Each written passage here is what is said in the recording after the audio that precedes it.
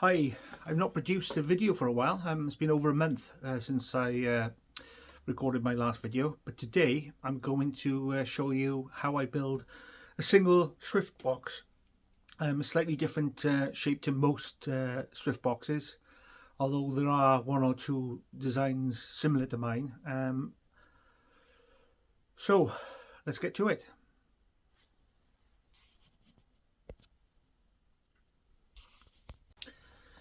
So let me show you my Swift box design. First of all, it's 50 centimeters long, okay, and it's that sort of shape. I like a bit of an overhang because it protects the entrance hole slightly, and then you've got this coming down over, so any rain does affect that. That's just going to come off straight away. What I'll do with this is what I call the front top. Is I'll probably felt that and paint it, and then obviously you've got I'll probably put a felt roof. No need to put a felt roof on really, because it's going to be underneath the overhang of a house, but I will put a felt roof on it so it comes out sort of about that far. Okay, and then inside then we've got a little nesting cup here that I've routed out of a bit of 3/4 inch ply, and that should suffice. I'm going to show you how we build it. Okay, so if you're going to make a Swift box with this sort of dimension, I mean, there's obviously a few angles involved with it. You don't have to do it like this. You could just do a straight box, like an oblong box if you wish. But this just adds a bit of protection to the entrance hole, and it makes it difficult for birds like starlings to gain access, because they'll take over the box otherwise, and house sparrows of course. So the more sort of the more you protect that entrance hole, the better really. Okay, so work out your angles. I'm lucky I've got a table saw, so I can rip mine down on a table saw. Some of you might have to cut it by hand. So as you can see, that's the angles. The angles will vary. It all depends on what sort of design you're going to make. So when you cut your shapes out, you come to the ends pieces, and that's the shape of the end. Okay, so you need, obviously you need two of those. I'll write the dimensions down later for you all to see at the end of the video. Okay, the first thing I do is I've got the bottom piece, the floor. I've got a vise to help me out here, and I put a bead of external grade Gorilla Glue, which I think is the best glue I've used anyway. It's probably better on the market, I would imagine, but I'm happy with the Gorilla Glue. It is quite expensive as well, unfortunately. And then I get the back piece, and then that's going to be fitted, glued and pinned in place.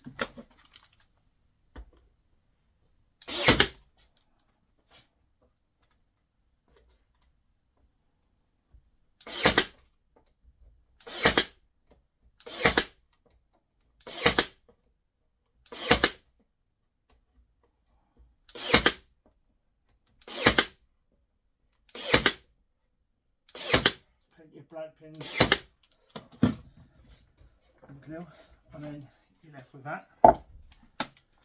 Just cleaning the corners off, the edges, prevent splinters.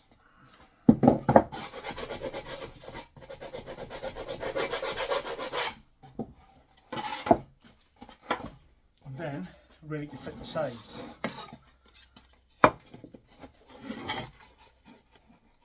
Should fit lovely here, that should. Okay, sides, let's just alter that a little bit so you can see it. So just basically keep it up like this. Again, glue, get it in place.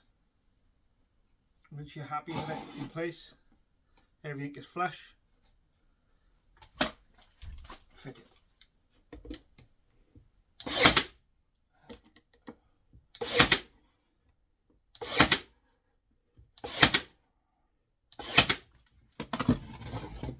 This side.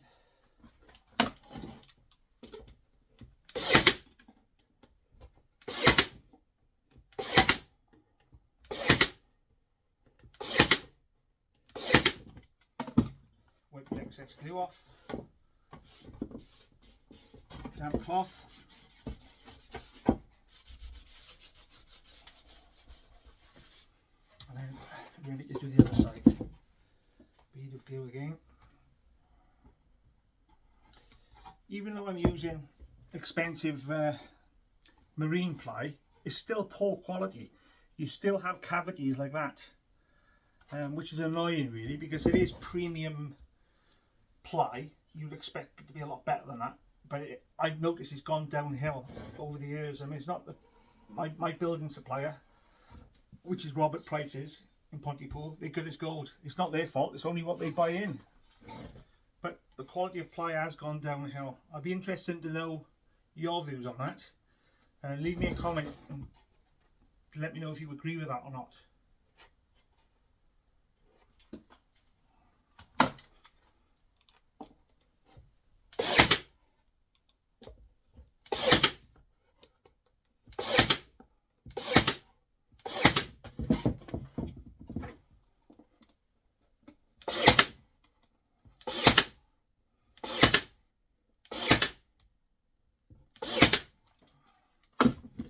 Okay, so that's what we've got so far. Now the slightly more interesting part. We're going to put this little piece on here now, which is basically the lower front part. See that first, which is this part, and again we've got that angle on it, and it's going to fit like so. And I've got the wrong size here. Why have I got the wrong size? Okay, because I've added that on. I'm like, oh dear. Be wrong as well. So just bear with me, I've got to get the different sizes.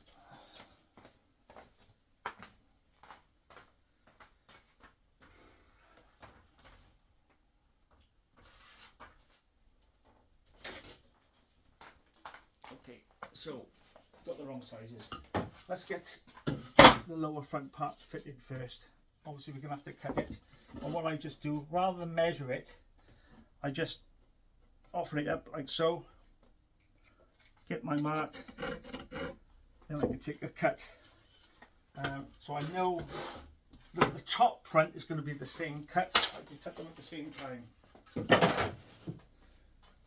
Just show you how I cut it. This is my Makita chop saw. This is my miter station, and we know these are going to be the same measurement. So it's just basically cutting two in one go. Can you see that? Just drop that down slightly.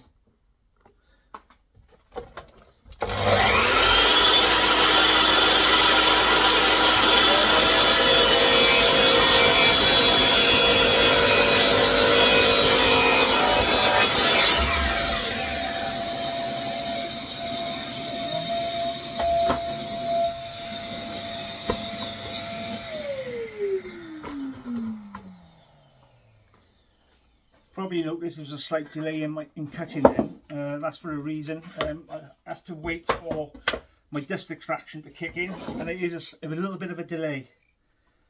Okay, so that should be the correct measurement there now. Now we need to measure where the entrance hole is going to go, and I'll give you the dimensions for the entrance hole at the end. So let me get my little backhoe. Obviously I want to come in from the end because I don't want it to be right up close to the wall, and I always come up, what did I come up? 40 mil, sorry, actually it's 35 mil, no it's not, it's 40 mil, sorry. So I come up 40 mil and take a measurement, so that's going to be the lower part. Make my mark. That's my 40 mil mark, which is right, yeah. And then I always do the width, sorry, the depth of the, sorry, the size of the entrance hole is 30 mil width, and length is 70 mil. Okay, just bear that in mind. They vary. Other people have got different measurements, but if you do a 30 mil or 32 mil even, that's okay, because my bit is actually 32mm. But if you've got a 30mm bit, that's fine. So it's 30 by 70, okay? So I've measured that now. I know exactly where the cuts are going to go.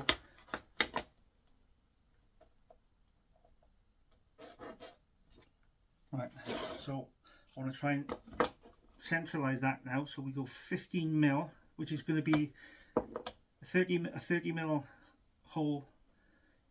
15mm would be the dead center of that. Okay, so I'm going to mark that. Now I got the center of my hole. Oh, and that's box is falling down there. I get my 30mm or 32mm bit, place it where it's going to go, so I know exactly where I'm going to make my, where I'm going to drill the holes. And I like to, even though just a normal oblong shape would suffice, I like to round mine off at the ends, which I'll show you in a sec. Just get my drill, just bear with me. Should have had this already in place, shouldn't I, really?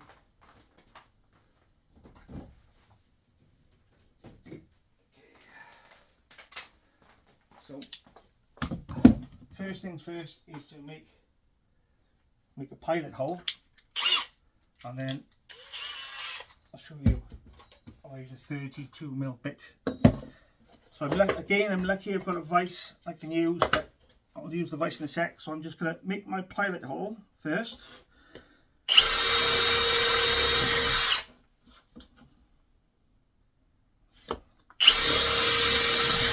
Right, that's going to guide where I want to put my 32mm cut. So it's two 30mm cuts here. And I'm going to put these in a vise. It's a lot easier if you put it in a vise.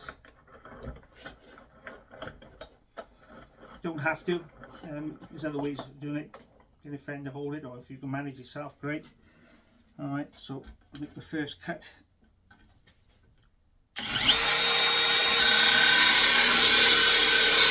I'm not going to go all the way through. I'm just going to go halfway through and then turn it around the other side and continue. Obviously there's a very good reason why I do that. If with ply, if you try to drill straight through, what happens, you get tear out at the back, and it'll basically look awful. I know it's inside the box, you're not going to see it, but I prefer it to do it where there's no jagged edges, etc., and everything is just nice and smooth inside.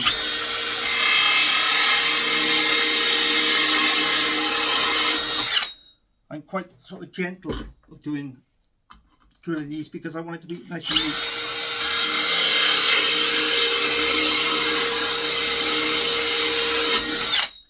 So that's that. So that's what it should look like when you've done that. Okay. Now you can either use a jigsaw to cut the remaining piece out, or what I like to use is a multi-tool, and I can get it straighter than I can with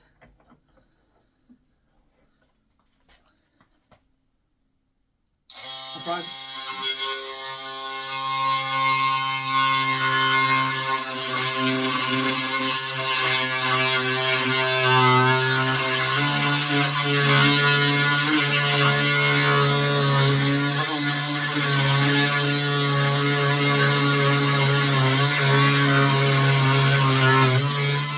I think this blade's on its way out, but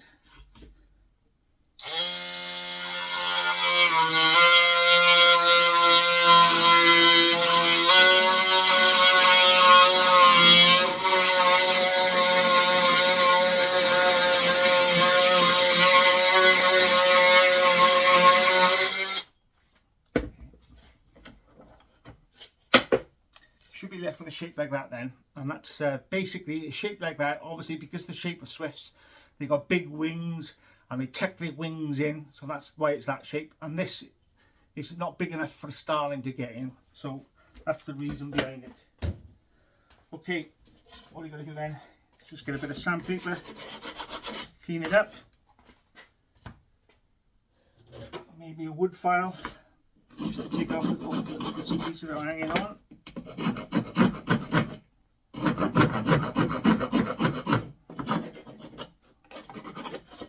Okay.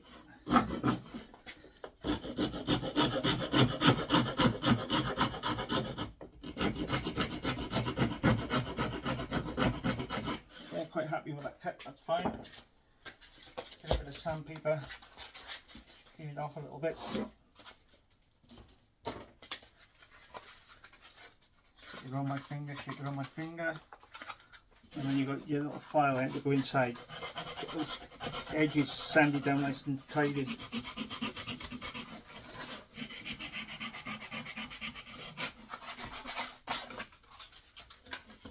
And that's that, okay? So now we come to fit it.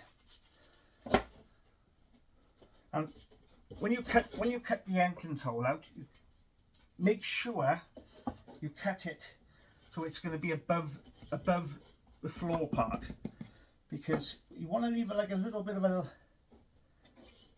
I don't know if you can see that inside. Let me see if I can get the camera. Take this off here and I can show you by hand. It's a bit amateur I'm doing this, so do bear with me.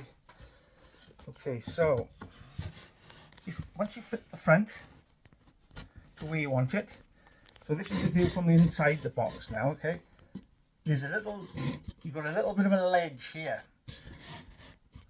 It's basically just a precaution. I just like that little bit of a ledge there. I mean, some nest boxes are like that, where the ledge is right down to the floor. But for me, I prefer it to have a little bit of a ledge like that. Okay.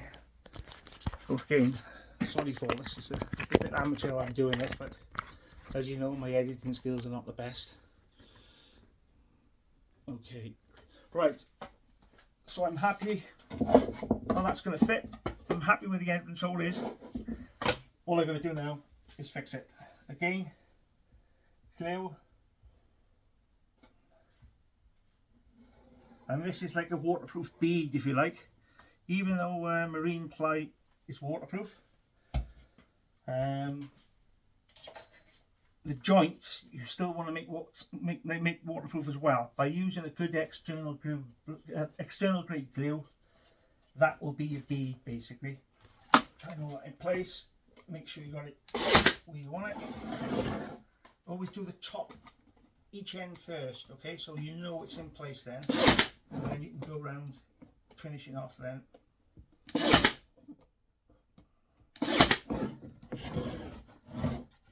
Usually 3 brad pins each side. Now you've got where the bottom part meets, sorry, the front bottom part meets the bottom, the floor.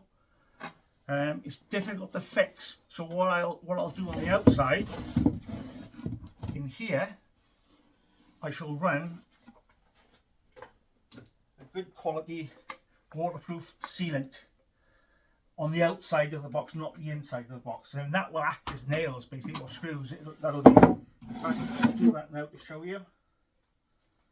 Okay, so all I'm going to do is run a bead right.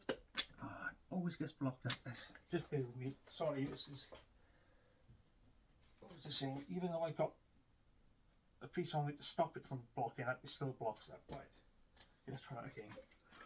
Alright, so I'll run a bead on the outside right down, and it's going to fill the gap as well, any gaps there. So, because we need these boxes to be sort of airtight if we can. Alright, so that's that bead. So that's the front part fitted, and this is what you've got so far. Alright, now we come to fitting what I call the top front, and that's going to fit on there. I know it's cut to size, so we're ready to go. First, before I'll do that, I'll clean up the edges.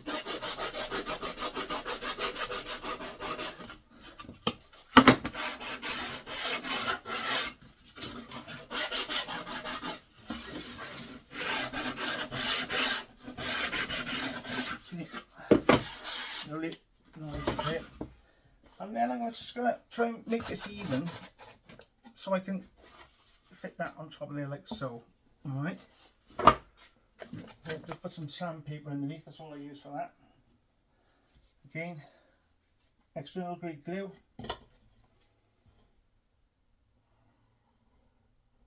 Any glue that smears out on the inside, that's fine. You can just wipe that off later with a damp cloth. Okay, again, take your time fitting this, the front part, and like I mentioned earlier, always fit the top corners first. Turn that around. They're the ones you need to line up first. Whoops, it's easy. Okay, when you're happy, make it fit, and then find home the rest of the fitting. And again, I'm going to run a bead of external grade sealant in a sec. And there you go. Some cloth. Okay, again, I'm going to run some external grade sealant, waterproof sealant there. Again, and then that will make the box pretty much airtight apart from the entrance hole.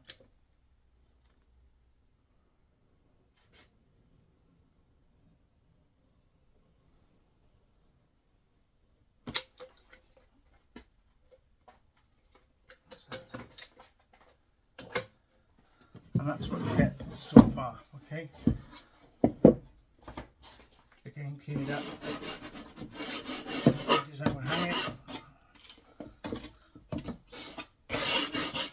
And then all you need to do then is fit the roof. But obviously, I'll probably paint this first. And then I'll fit the felt roof.